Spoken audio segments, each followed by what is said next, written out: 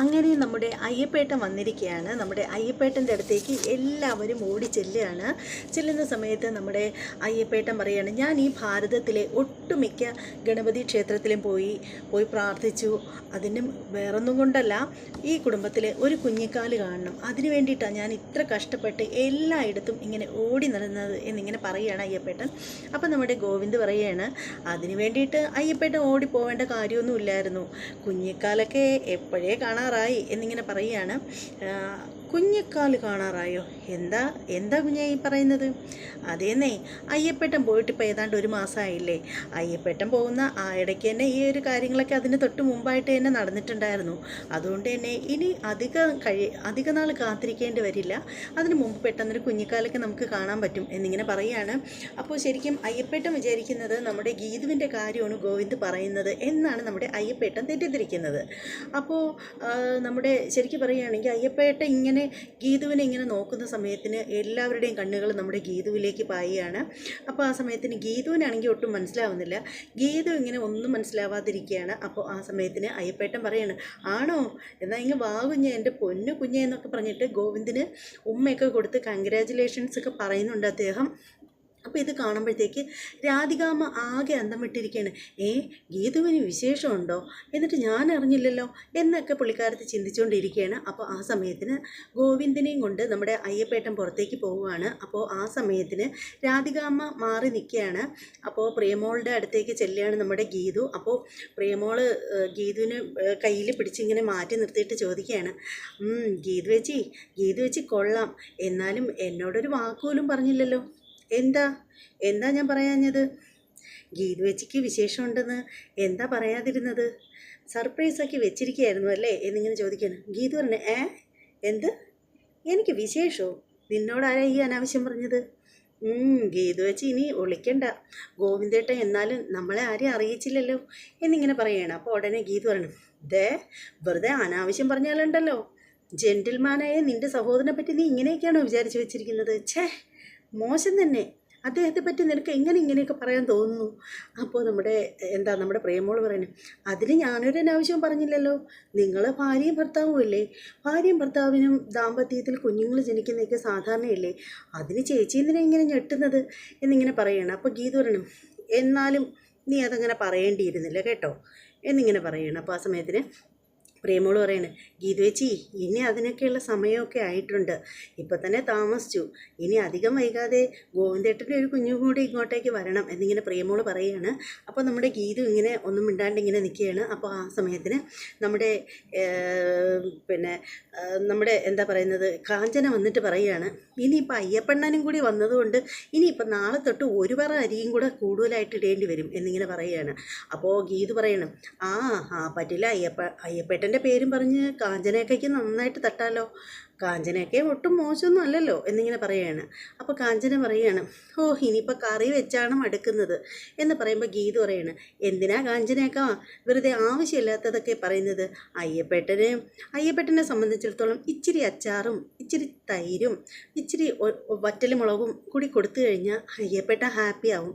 പിന്നെ നാളെ കുറച്ച് അച്ചാറിടണം, പിന്നെ മാങ്ങയുടെ സീസണല്ലേ, അതുകൊണ്ട് മാങ്ങ ഒത്തിരി കിട്ടുമല്ലോ എന്നിങ്ങനെ പറയണം. അപ്പോൾ കാഞ്ചന പറയണ, അയ്യേ അത് കൊള്ളില്ല, നമ്മൾ വീട്ടിലിട്ട് വയ്ക്കുന്ന അച്ചാർ കൊള്ളേ ഇല്ല, പിന്നെ അയ്യപ്പണ്ണന് വേണ്ടിയിട്ട് നമുക്ക് പുറത്തുനിന്ന് അച്ചാർ വരുത്താം എന്നിങ്ങനെ പറയുകയാണ്.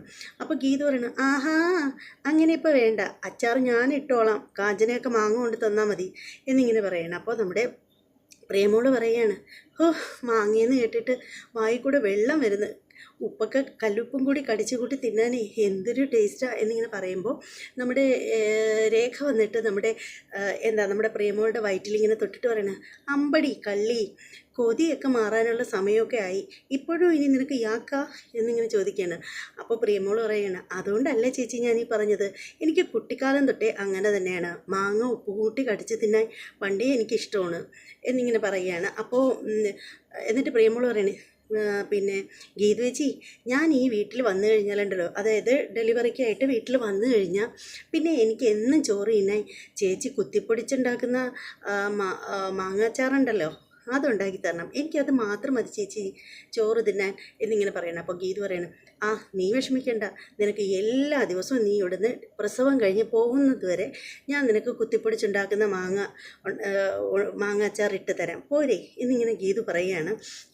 അങ്ങനെ നമ്മുടെ പ്രിയമോള് ഹാപ്പി ആവുകയാണ്. അപ്പോഴത്തേക്ക് നമ്മുടെ ഗീതു പറയണം, ആ ഇനി നാളെ തൊട്ട് ദേ ഇവിടെ ഇനി മാങ്ങാ പച്ചടി, മാങ്ങാ പുളിശ്ശേരി, മീൻകറി മാങ്ങയിട്ട് വറ്റിച്ച് വെച്ചത്, പച്ചമാങ്ങ, പച്ചമോര്, ഇതൊക്കെ ആയിരിക്കും നാളെ തൊട്ട് ഇവിടെ സ്ഥിരമായിട്ട് വെക്കുക എന്നിങ്ങനെ പറയുകയാണ്. അത് കേൾക്കുമ്പോൾ ഇങ്ങനെ രാധിക ഇങ്ങനെ മാറി നിൽക്കുകയാണ്. അപ്പം മാറി നിന്ന് ഇവർ പറയുന്നതൊക്കെ ഇങ്ങനെ ചെവിവട്ടം പിടിച്ചിങ്ങനെ നിൽക്കുകയാണ്. അപ്പോൾ ആ സമയത്ത് നമ്മുടെ ഗീത് പറയാണ്, ദേ കാഞ്ചനാക്ക, നാളെ നേരം വെളുക്കുമ്പോൾ എനിക്ക് മാങ്ങ കൊണ്ട് തന്നില്ലെങ്കിലുണ്ടല്ലോ, മാങ്ങ കിട്ടിയേ പറ്റൂ എന്നിങ്ങനെ ഗീത് പറയുകയാണ്. ഇത് കേൾക്കുമ്പോഴത്തേക്ക് രാധിക മനസ്സിൽ പറയണം, ഈശ്വര, ഗീത് ഗർഭിണിയാണോ? എന്നിട്ട് ഗോവിന്ദ് എന്നോട് ഒരു വാക്ക് പോലും പറഞ്ഞില്ലല്ലോ, എന്നിൽ നിന്നും ഒളിച്ചു വെച്ചിരിക്കുകയാണ് എല്ലാവരും കൂടി. ഇനിയിപ്പോൾ ഞാനായിട്ട് ചെന്ന് ചോദിച്ചാ അത് നാണക്കേടായിരിക്കും. സ്വന്തം മരുമകൾക്ക് വയറ്റിലുണ്ടായെന്ന് പറഞ്ഞിട്ട് ഞാൻ ആരെങ്കിലും പറഞ്ഞറിയുന്നത് മോശമാണ്. എന്തായാലും ഞാൻ ഗോവിന്ദ് എന്നത് എന്നോട് പറയുമെന്ന് എനിക്കറിയണമല്ലോ, എന്തായാലും ഞാൻ ചോദിക്കുന്നില്ല എന്നും പറഞ്ഞിട്ടൊക്കെ ഇങ്ങനെ നമ്മുടെ രാധികാമ്മ ഇങ്ങനെ ഇരിക്കുകയാണ്. അതേ സമയത്ത് നമ്മുടെ ഗണപതി വിഗ്രഹത്തിന് ചുറ്റും കരിയിലകളൊക്കെ പൊതിഞ്ഞ് കിടക്കുകയാണ്. അതൊക്കെ ഇങ്ങനെ ക്ലീൻ ചെയ്യുകയാണെന്നുള്ളിൽ പറക്കിയൊക്കെ കളയുകയാണ് നമ്മുടെ അയ്യപ്പേട്ടൻ. എന്നിട്ട് പറയണേ, എൻ്റെ പൊന്നു കുഞ്ഞെ, ഞാൻ ഈ വീട്ടിൽ നിന്ന് പോയിട്ട് ഇതുവരെ ഇവിടെ ഒന്നും വൃത്തിയാക്കിയില്ലെന്നാണല്ലോ തോന്നുന്നത്. എൻ്റെ ഗണപതി കുഞ്ഞിന് ഒരു തിരി പോലും ഇവിടെ ആരും കത്തിച്ചിട്ടില്ലല്ലോ എന്നൊക്കെ ഇങ്ങനെ പുള്ളിക്കാരൻ പരാതി പറയുകയാണ്. അപ്പോൾ ഗോവിന്ദ് പറയുകയാണ്, ഓ അതൊക്കെ വീട് അയ്യപ്പേട്ട. അപ്പോൾ ഉടനെ അയ്യപ്പനോട് പറയണേ, ഞാൻ പറഞ്ഞതിൻ്റെ ബാക്കി പറ, എന്താ നിങ്ങളൊന്നും മിണ്ടാതിരിക്കുന്നത് എന്ന് പറയുകയാണ്. അപ്പോൾ നമ്മുടെ അയ്യപ്പൻ പറയണേ, എൻ്റെ കുഞ്ഞെ, ഇനി ഞാൻ എന്ത് പറയാനാണ്? ഇവിടെ ഉണ്ടായ പ്രശ്നത്തിന് എല്ലാം പരിഹാരം ഗീതുമോള് കാണിച്ചു തന്നില്ലേ, ഗീതുമോള് തീർത്ത് തന്നില്ലേ, ഇനി ഞാൻ എന്ത് പറയണം എന്നിങ്ങനെ പറയണം. അപ്പോൾ നമ്മുടെ ഗോവിന്ദ് പറയണ, ശരിക്കും പറഞ്ഞാലുണ്ടല്ലോ, നിങ്ങൾ ഭയങ്കര ചതിയായി കാണിച്ചത്. രഞ്ജു വരുന്നതിന് മുന്നാലെ നിങ്ങൾ ഇവിടുന്ന് മുങ്ങി. രഞ്ജു വന്നതിന് ശേഷമുള്ള പ്രശ്നങ്ങളൊക്കെ ഒരുവിധം ഒത്തുതീർപ്പായപ്പോൾ നിങ്ങൾ ഇങ്ങോട്ട് പൊങ്ങുകയും ചെയ്തു. അപ്പോൾ ഇതിന് പിന്നിൽ എന്തെങ്കിലും കള്ളത്തരം ഉണ്ടോ എന്നിങ്ങനെ ചോദിക്കുകയാണ് അയ്യപ്പനോട്. അപ്പോൾ അയ്യപ്പൻ പറയണേ, എൻ്റെ കുഞ്ഞെ, ഒരു കള്ളത്തരവും ഇല്ല. ഞാൻ ഈ ക്ഷേത്രങ്ങൾ തോറും പ്രാർത്ഥിക്കാനായിട്ട് പോയത് എന്തിനാണെന്നറിയാമോ? ഒരു കുഞ്ഞിനെ കിട്ടാൻ വേണ്ടിയിട്ടാണ്. അതെന്തായാലും നടക്കുന്നുള്ള കാര്യത്തിൽ എനിക്ക് തീരുമാനമായതുകൊണ്ട് എനിക്ക് സന്തോഷമുണ്ടെന്ന് പറയുമ്പോൾ ഗോവിന്ദ് ഇങ്ങനെ ആവുകയാണ്. പുള്ളിക്കാരനൊന്നും മനസ്സിലായില്ല. എന്നിട്ട് നമ്മുടെ ഗോവിന്ദ് മറുപടി പറയുന്നതിന് മുമ്പായിട്ട് അയ്യപ്പൻ പറയുകയാണ്, എനിക്കിനിപ്പോൾ സമയമില്ല, ഞാൻ വേഗം പോയി കുളിച്ച് ഫ്രഷായിട്ട് വന്നിട്ട് ഗണപതി കുഞ്ഞിനൊരു വിളക്കും കത്തിച്ചിട്ട് ഞാൻ പോയി എൻ്റെ ജോലിയൊന്ന് തീർക്കട്ടെ എന്ന് പറയുകയാണ്. കാരണം ഫുഡടിക്കുന്ന കാര്യമാണ്. അങ്ങനെ നമ്മുടെ അയ്യപ്പൻ അങ്ങോട്ട് പോകുമ്പോൾ ഗോവിന്ദ് അവിടെ നിന്നിട്ട് ഇങ്ങനെ മുന്നോട്ട് നടക്കാനായിട്ട് തുടങ്ങുമ്പോഴത്തേക്ക് ഗോവിന്ദിന് തോന്നുകയാണ്, ഗണപതി ഗോവിന്ദിനെ വിളിക്കുന്നതായിട്ട് ഗോവിന്ദിന് തോന്നുകയാണ്. അപ്പോൾ ഗോവിന്ദ് തിരിഞ്ഞു നിന്നിട്ട് ഗണപതി ഭഗവാനോട് പറയണം, ഭഗവാനെ, ഇന്നുകൊണ്ട് ഞാനും ഗീതുവായിട്ടുള്ള എല്ലാ കാര്യത്തിനും ഒരു പരിഹാരം ഉണ്ടാക്കി തരണേ. ഗീതു എന്നോട് സ്നേഹത്തിൽ എന്നോട് ഐ ലവ് യു എന്ന് പറയണേ എന്നൊക്കെ ഇങ്ങനെ പുള്ളിക്കാരൻ പ്രാർത്ഥിക്കുകയാണ്. അപ്പോൾ എന്നിട്ട് ഗോവിന്ദ് തിരിഞ്ഞു നടക്കാൻ തുടങ്ങുമ്പോഴത്തേക്ക് ഗണപതി പറയുകയാണ്, നിൽക്കവിടെ, ഒരശരീരിയാണേ, ആളിനെയൊന്നും കാണാനില്ല, നിൽക്കവിടെ. അതേ, ഈശ്വരൻ എന്ന് പറയുന്നതേ നിങ്ങളുടെ ബ്രോക്കറൊന്നും അല്ല. നിങ്ങൾക്ക് വായിൽ നാക്കുണ്ടല്ലോ, നിങ്ങൾക്ക് അങ്ങോട്ട് നിങ്ങളുടെ ഭാര്യയോട് പറഞ്ഞൂടെ നിങ്ങൾക്ക് ഇഷ്ടമാണെന്ന്, നിങ്ങളത് പോയി പറയേ എന്നിങ്ങനെ പറയുകയാണ്. അപ്പോൾ ഗോവിന്ദ് ഇങ്ങനെ നിന്നിട്ട് ഇങ്ങനെയൊക്കെ ചുറ്റും നോക്കുകയാണ്, ആരെയും കാണുന്നില്ലല്ലോ.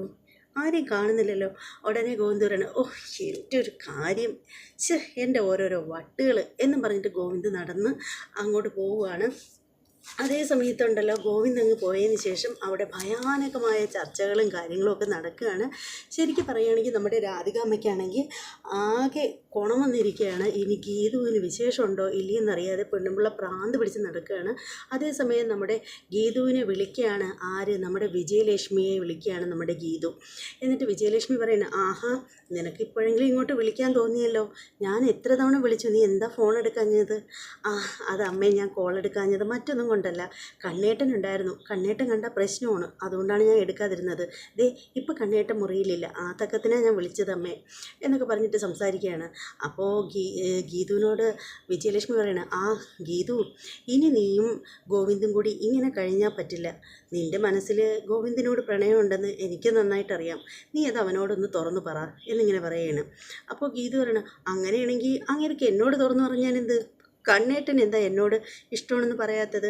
ഒരു പക്ഷേ ഞാൻ ചെന്ന് കണ്ണേട്ടനോട് ഇഷ്ടമാണെന്ന് പറയുമ്പോൾ കണ്ണേട്ടൻ റിജക്റ്റ് ചെയ്യുകയാണെങ്കിൽ എനിക്കത് നാണക്കേടാവും എന്നിങ്ങനെ പറയുകയാണ്. അപ്പോൾ ഉടനെ വിജയലക്ഷ്മി പറയണം, അങ്ങനൊന്നും ഇല്ലടി പൊട്ടി, അവനും നിന്നോട് സ്നേഹമുണ്ട്, അവനത് തുറന്നു പറയാത്തതായിരിക്കും. നീ ചെന്ന് നിനക്ക് ഇഷ്ടമാണെന്ന് പറ. അപ്പോൾ ഇവർ നമ്മുടെ വിജയലക്ഷ്മിയും ഗീതും കൂടി സംസാരിച്ചുകൊണ്ടിരിക്കുമ്പോൾ അങ്ങോട്ടേക്ക് രഞ്ജു വരികയാണ്. അങ്ങനെ അമ്മയുടെ അടുത്ത് വന്ന് നിൽക്കുമ്പോൾ സ്പീക്കർ ഇട്ടിരിക്കുകയാണ് ഫോണിൽ, അതുകൊണ്ട് രഞ്ജുവിന് നന്നായിട്ട് കേൾക്കാം അവർ തമ്മിൽ സംസാരിക്കുന്നത്.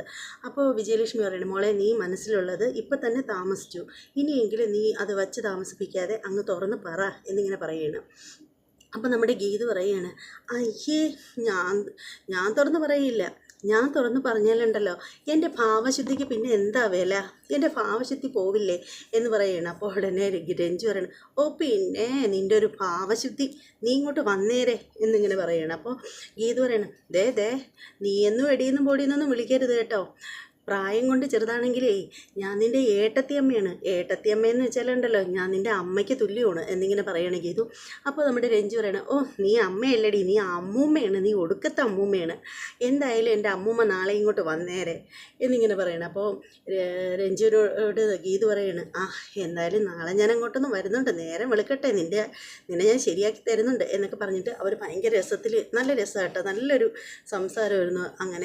അങ്ങനെ അവർ അങ്ങനെ സംസാരിച്ചിങ്ങനെ പോവുകയാണ്. അതിനുശേഷം എന്ന് വെച്ചാൽ ഗീതു ഇങ്ങനെ ചിന്തിക്കുകയാണ്, കണ്ണേട്ടനോടുള്ള ഇഷ്ടം തുറന്ന് പറഞ്ഞാലെങ്ങനെ? കണ്ണേട്ടനോട് പറഞ്ഞു കഴിഞ്ഞാൽ കണ്ണേട്ടന് ഇഷ്ടപ്പെടുമോ ഇല്ലയോ, കണ്ണേട്ടൻ റിജക്റ്റ് ചെയ്യുമോ, ഇങ്ങനെയൊക്കെ പുള്ളിക്കാരത്തി ഇങ്ങനെ ചിന്തിച്ചുകൊണ്ടിരിക്കുകയാണ്.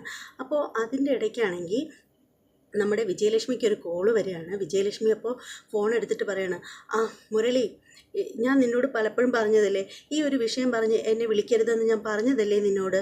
എന്തായാലും ഇനി ഈ അടുത്ത സമയത്തൊന്നും ഞാനൊരു കച്ചേരി ഏറ്റെടുക്കാൻ പോകുന്നില്ല, കുറച്ച് നാളത്തേക്ക് ഞാൻ ഇതിൽ നിന്നൊക്കെ വിട്ടു നിൽക്കാൻ തീരുമാനിച്ചിരിക്കുകയാണ് എന്നിങ്ങനെ വിജയലക്ഷ്മി പറയുകയാണ്. ഫോൺ കട്ട് ചെയ്യുമ്പോഴത്തേക്ക് രഞ്ജി ചോദിക്കുകയാണ്, എന്താ അമ്മേ കാര്യം? ആ മോളെ, ഞാനിപ്പോൾ കുറച്ച് നാളത്തേക്ക് ഒരു സ്ഥലത്തോട്ടും ഇനി കച്ചേരിക്കായിട്ട് പോകുന്നില്ല, ഇത് കൽക്കട്ടയിൽ നിന്ന് വന്നൊരു ഓഫറാണ്, ഞാൻ അപ്പോഴേ പറഞ്ഞിട്ടുണ്ടായിരുന്നു എനിക്ക് താല്പര്യമില്ലെന്ന്, പിന്നെ എന്തിനാ വീണ്ടും ഇങ്ങനെ വിളിച്ച് ശല്യപ്പെടുത്തുന്നത് എന്ന് പറയണം. അപ്പോൾ നമ്മുടെ രഞ്ജു പറയണം, അമ്മേ ശല്യമാണെന്ന് പറയല്ലേ, ശുദ്ധ സംഗീതത്തെ അപമാനിക്കുന്ന രീതിയിൽ സംസാരിക്കല്ലേ അമ്മേ, ഇത് അമ്മയ്ക്ക് ദയവായിട്ട് തന്ന കഴിവാണ്. ശരിക്കും പറയുകയാണെങ്കിൽ പാട്ടുകാരി വിജയലക്ഷ്മിയുടെ മോളെന്ന് അറിയപ്പെടാൻ എനിക്ക് ഒരുപാട് ഇഷ്ടമുള്ള കാര്യമാണ്, അതുകൊണ്ട് അമ്മ ഇത് അമ്മ വേണ്ടാന്ന് വെക്കരുത് എന്നിങ്ങനെ പറയുകയാണ്. അപ്പോൾ എന്നിട്ട് നമ്മുടെ രഞ്ജു പറയുകയാണ്, അമ്മയ്ക്ക് നല്ല വിഷമമുണ്ട്, അമ്മയുടെ വിഷമമൊന്നും ഇതുവരെ മാറാറായിട്ടില്ലേ എന്നിങ്ങനെ പറയുകയാണ്.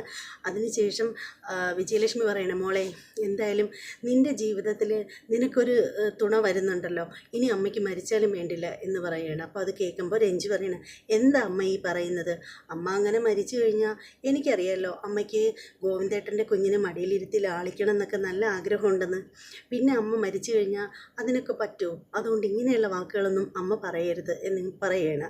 അപ്പോൾ വിജയലക്ഷ്മി പറയണേ, ഇല്ല മോളെ, ഈ ജന്മത്തിൽ എനിക്കതിന് സാധിക്കുമെന്ന് തോന്നുന്നില്ല, അത്രയ്ക്ക് വിഷമോ രാധിക അവൻ്റെ മനസ്സിൽ കുത്തി നിറച്ചിട്ടുള്ളത്, അതുകൊണ്ട് അവൻ ഇനി എന്നെ ഒരിക്കലും സ്നേഹിക്കില്ല എന്ന് പറയുമ്പോൾ രഞ്ജു പറയണേ, ഇല്ലമ്മേ അതൊക്കെ അമ്മയുടെ തോന്നലാണ്, അതൊക്കെ ശരിയായി വരും.